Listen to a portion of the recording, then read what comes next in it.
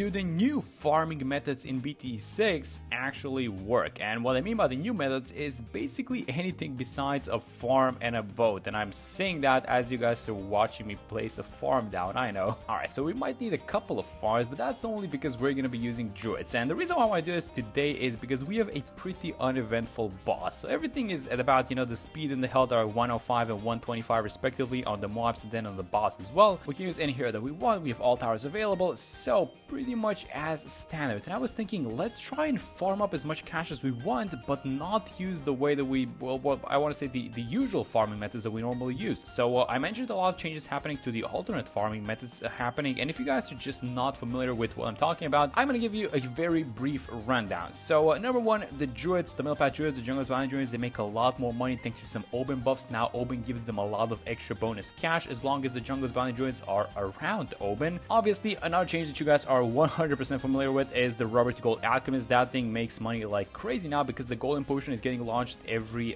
2 seconds now instead of 5. And then the big trap, the bottom path NG trap, actually this happened a couple of updates ago, but the multiplier on the tier 5 trap went from 2x to 3x. So essentially that thing now just kind of overnight became really good at making money, actually, if you guys haven't tried that one out. So the question is, can we use all of these alternate farming methods, the new farming methods that Ninja Q is trying to buff, in order to beat an elite boss? Alright, so here's how I want to do things. I actually did try this in Sandbox before starting this, and I believe if we can get Oben like this, then we should be able to fit a druid below him in this little spot, and then get, I think at least like 5 druids in this area around Oben. So druid number 1 is on the field. This guy's not a jungle's bounty yet. I want to take a short detour. I'm going to go like this. I'm going to buy a left to gold. You guys might be catching on to the fact that there's a little bit of anti-synergy going around between these druids and the rubber to gold in the trap, actually. So the druids, whenever they attack, they leave these vines on the ground, and I guess the problem with the vines is that they're going to be popping so many bloons that the rubber to gold is not going to have the opportunity to throw the golden potion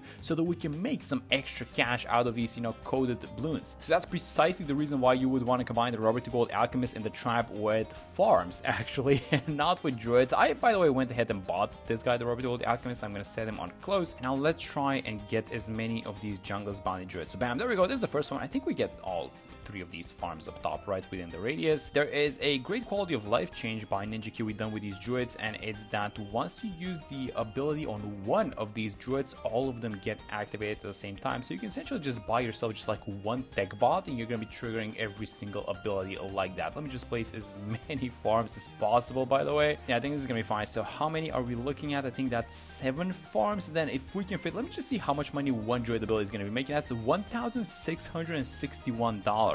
I know that these druids are not going to be making a lot of money in general, like during this entire run, just because they don't scale as good, into the ultra late game as the farms would, for example. So I think we want to get the cash flowing as early as possible. So let's use the ability, get the third one, and guys, we have to stop right here. Alright, so what is the plan? How do we defeat the tier 1? We could probably use some spikes. Not sure if 2 spikes are going to be enough. Probably not, because the map is super long. The spikes are going to be all around the place. I feel like the elite defender is going to do just fine. So let's go like this. We're going to be reliant on the abilities, by the way. So we need to get an ability running in order to get the money, in order to get the upgrade. And by the way, this alchemist is super sad, guys. 1,850. He's barely attacking anything. Like he's actually barely attacking anything thanks to these druids, because these druids are just so annoying with their vines. All right, so we do get the cash, and let's buy the elite defender as soon as possible. And there we go. That was actually great. So if we can keep the boss here on the right side and just away from our farming setup, that's going to be amazing. A great thing about this combo with the druids and Oben is that I don't exactly remember when was it, but Oben now gives camo detection to all of the druids when he reaches level 8. So camo is not even an issue.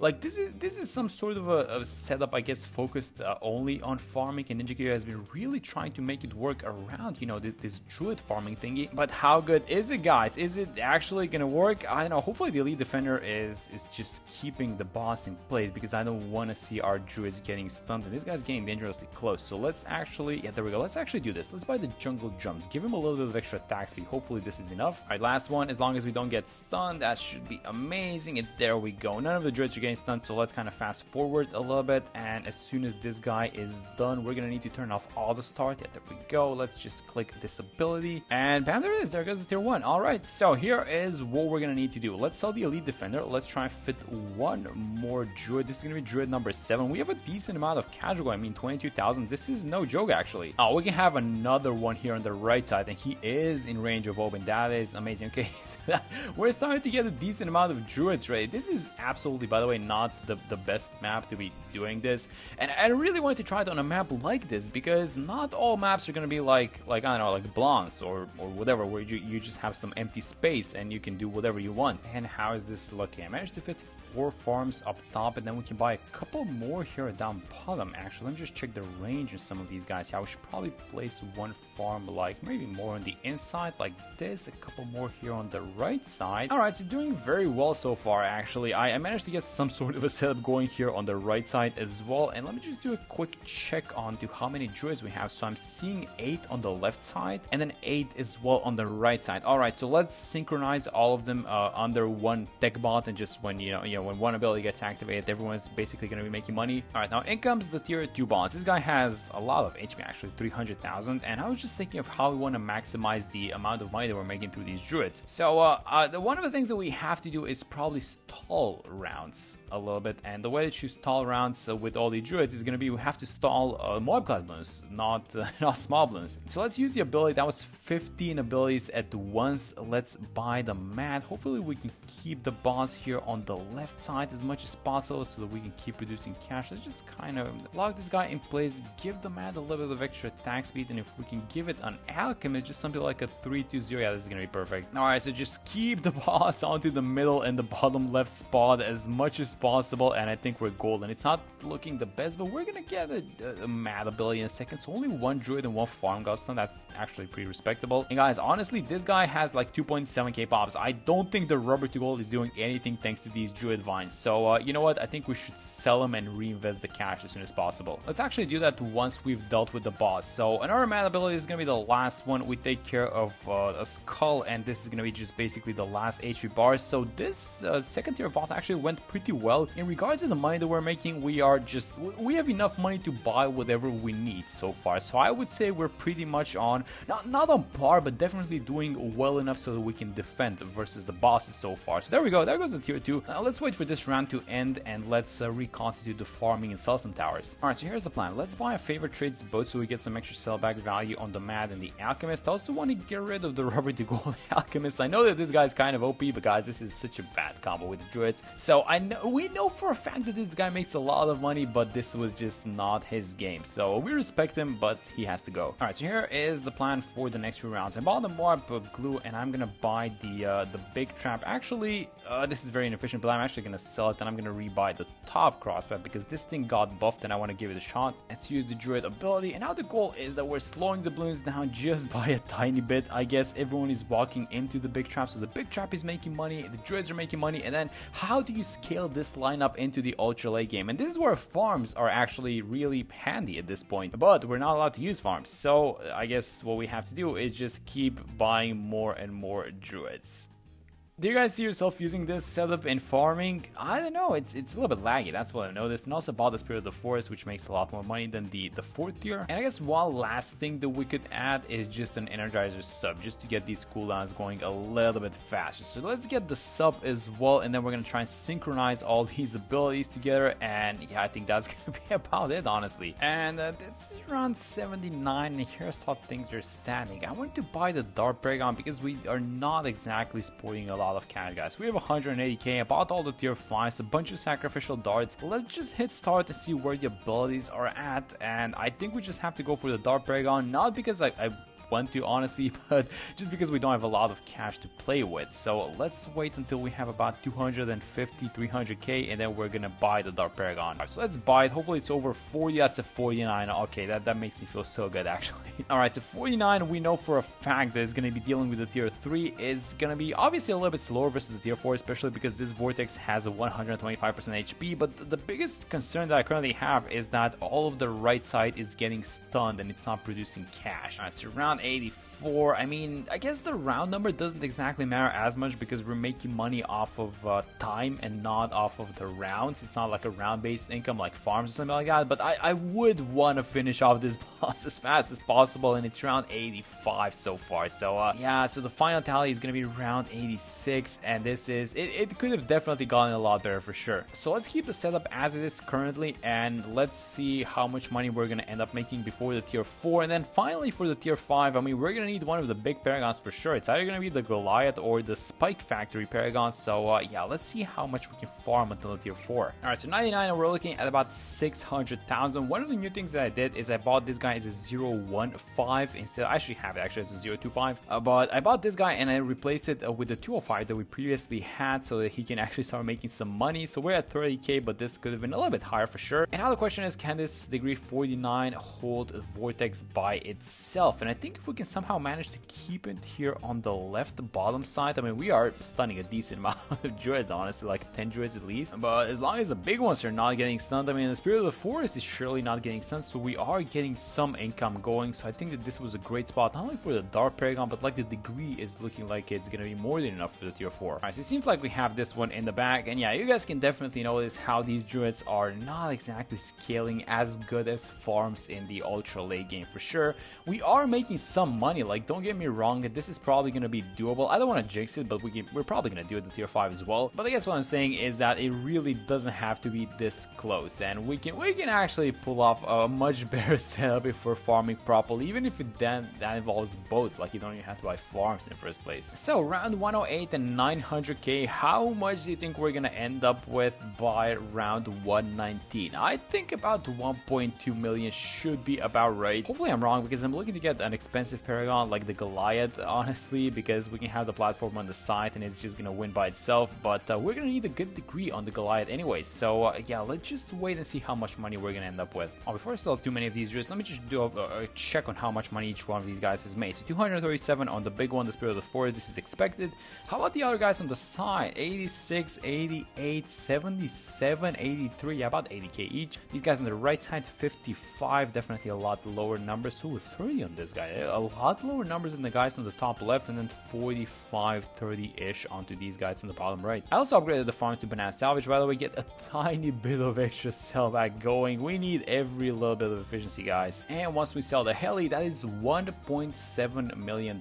So I guess the question is, can we buy a Paragon for 1.7 million that's gonna be able to defeat the tier 5 boss? Alright, so let's buy the Goliath. Let's put all the money that we have into this guy. That's gonna be degree 33, I think I saw. Yeah, there we go. And can we actually finally find a viable alternative to like these farms and the boats through these druids and I guess the rubber to old alchemist, the traps, or whatever it's gonna be. I know the damage is not looking too hot, honestly, so far. Let's wait for the shield to expire, and then let's use the bombardment ability. Hopefully it takes out a huge chunk. We need to play off with the ability. Oh, that's really not a lot of damage, actually. Alright, I mean, I guess we're doing kind of fine, honestly, with the abilities and everything, but this boss is, no, he's about halfway through, guys. He's about halfway through.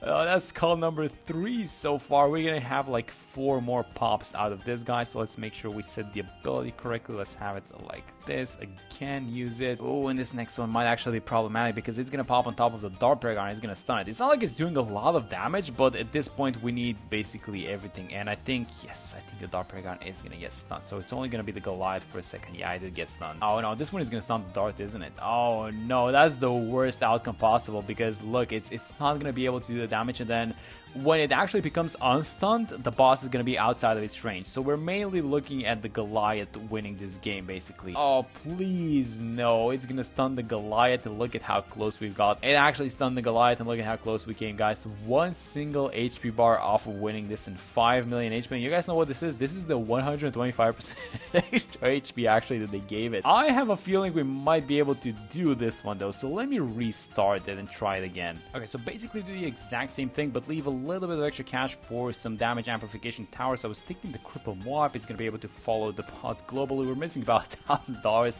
Let's actually pop, oh, there we go. We pop Oben's trees and we get it. Okay, so set this guy strong. And yeah, I actually think, you know, maybe with these damage amplification towers, if we're a little bit better with our ability usage, we just don't miss the abilities. We don't waste any time. So as soon as it's off cooldown, we just use it instantly. I think we might have a little bit of a better shot, although it's not looking like it's too much better than last time, honestly. Let's go like this. So the shield is up, and as soon as the shield is up, just drop the ability again. The Dark Paragon is getting stunned. This is the second time, by the way, getting stunned out of 3 skulls that we popped so far, so not ideal at all for the Dark Paragon. Alright, so we're gonna pop a skull. The Goliath ability is on cooldown, and the Dark Paragon did not get stunned this time. Okay, that's very good. If you guys remember last time, it did get stunned in this specific spot. Let's have the bombardment like this, immediately use it. And how are things looking, guys? I mean, is this better than last time or no? I think a lot of this might even come down to the Dark Paragon just getting stunned, because it's like not a strong one, but it's like not a weak one either. So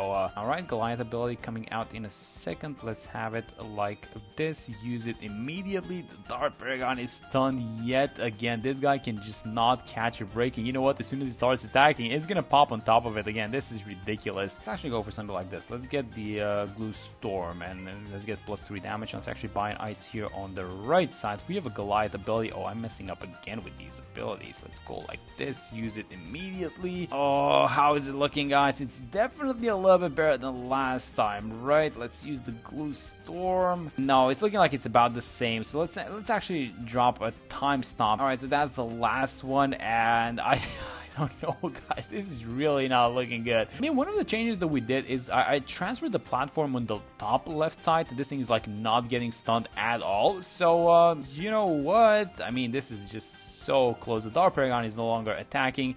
Let's use the Glue Storm, and with this extra damage amplification, oh my god, you know what, we're gonna get it, but this is like not I don't like this thing one bit, guys. This is not the way to do it. So the druids and the alternate farming methods actually do it, but just barely. And this is like, I don't even want to count this one as a win, honestly, because I had to use a time stop once. So yeah, that's it for this one. Thank you guys so much for watching the video, and I'm gonna see you on the next one.